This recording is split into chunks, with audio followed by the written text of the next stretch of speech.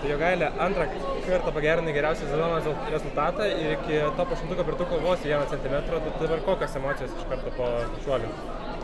Oi, labai gaila. Pirmo, antro šuolių ir tas trečias šuolis buvo tikrai visi geri šuoliai, tikrai top 8 šiandien galėjo labai lengvai būti, bet, kaip sakau, nesukrito kortos.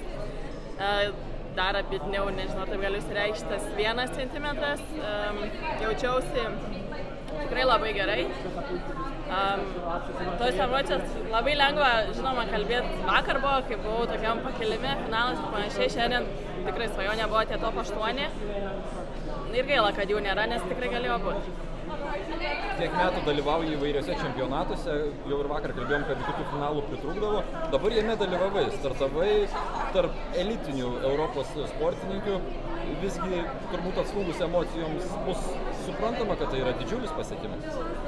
Na tai, manau, kad tai yra pasiekimas. Aišku, čia ne kiekvieną dieną žmonės tokius dalykus daro, gali pasiekti ir panašiai. Taip, esu dėkinga už tą galimybę, už dievulio duotą talentą ir panašiai.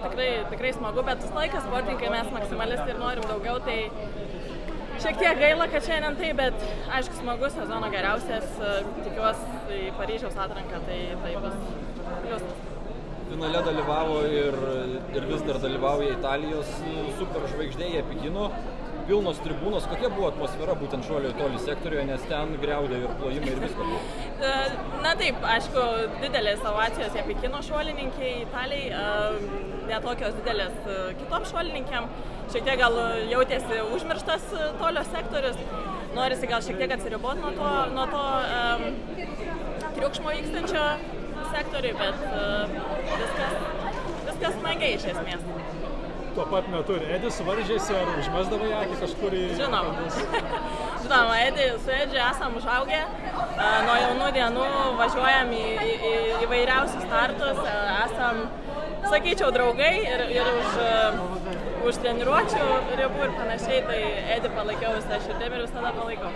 Tai kaip ta 4. Edžio vieta, ar gera? Aš manyčiau, kad labai gera. Žinau, Edis bus labai nusivylęs, nes jis yra itin didelis maksimalistas, bet aišku, mes visi sportininkai norim to medalį, jis buvo labai arti to, tai aš manau, jisai bus, toks tai šiek tiek nusivylęs, bet tai yra geras pasiekimas. Užsiminei apie olimpinės žaidynės, kaip vertintum savo šansus ten startuoti ir kiek motyvacijos prideda šis pasirodymas? Motyvacijos būtų daugiau pridėti, būtų tie top 8. Nežinau, visą savo širdį darbą dedu su ta mintim, kad Paryžius bus.